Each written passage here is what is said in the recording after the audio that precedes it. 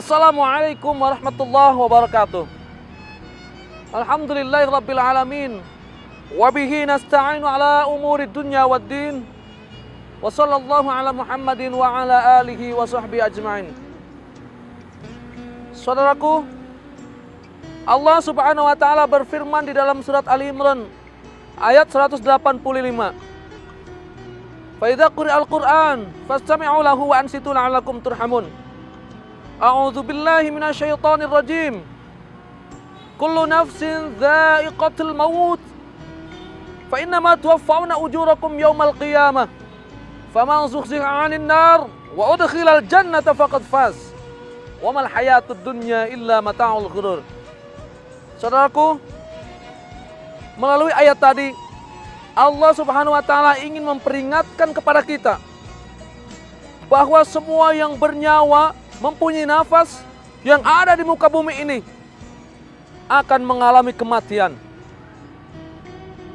Dan bahkan Allah lebih tegas lagi di dalam ayat yang lain berfirman, kullu man 'alaiha fanin wa yabqa wajhu rabbika dzul jalali wal ikram.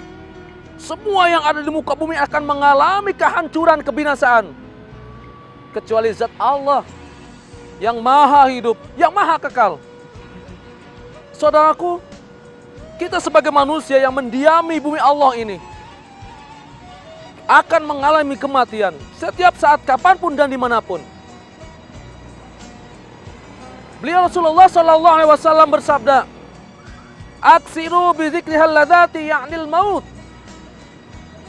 Wahai umatku, kata Rasul, perbanyaklah mengingat satu perkara yang akan memutuskan nikmatnya kehidupan ini.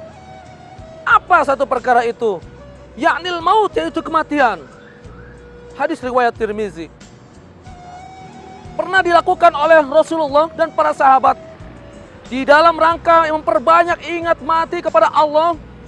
Tidak sedikit setelah sholat maghrib berjamaah, para sahabat berkumpul dengan Rasulullah saling menasihati satu sama lain bahwa dirimu suatu saat nanti akan meninggalkan alam dunia ini.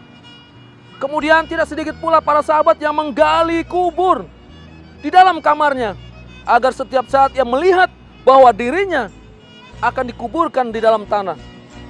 Saudaraku, dan begitu Rasulullah bersabda, orang yang cerdas adalah orang yang senantiasa memperbanyak ingat mati. Kenapa? Dengan memperbanyak ingat mati, maka kita akan cenderung lebih meninggalkan emosi syahwat duniawi ini. Kita akan terdorong terus-menerus untuk memperbanyak beribadah kepada Allah Subhanahu wa taala.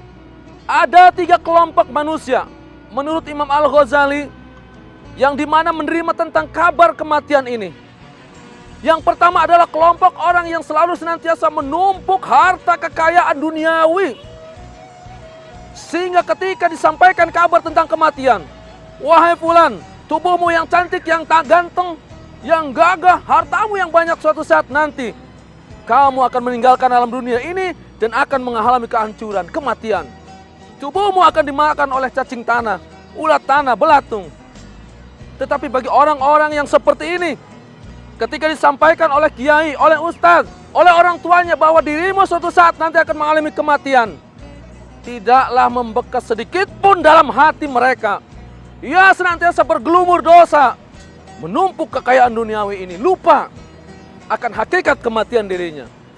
Kemudian yang kedua adalah orang-orang yang bertaubat, yaitu orang-orang yang menyadari sesadar-sadarnya bahwa dirinya akan mati meninggalkan alam dunia ini. Tetapi orang yang bertaubat senantiasa bergelumur dengan dosa. Ia bertaubat dan bertaubat, dan ia belum mampu, belum siap untuk menghadapi kematian ini. Kenapa?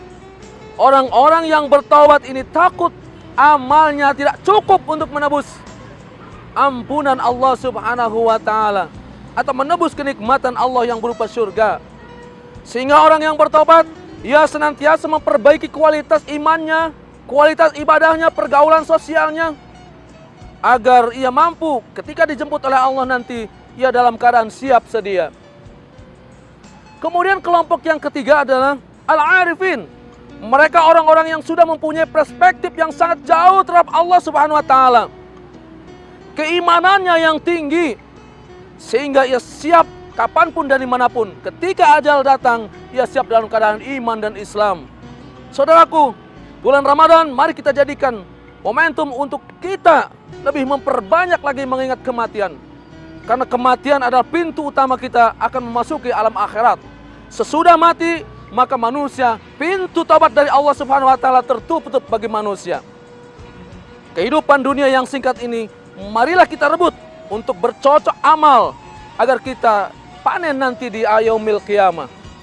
Saudaraku yang dimuliakan Allah, kehidupan yang menurut Rasulullah SAW bagaikan sebuah bangkai kambing kita tinggalkan dan kita peruntukkan untuk kegiatan akhirat, untuk beribadah kepada Allah Subhanahu wa taala. Wal afu minkum.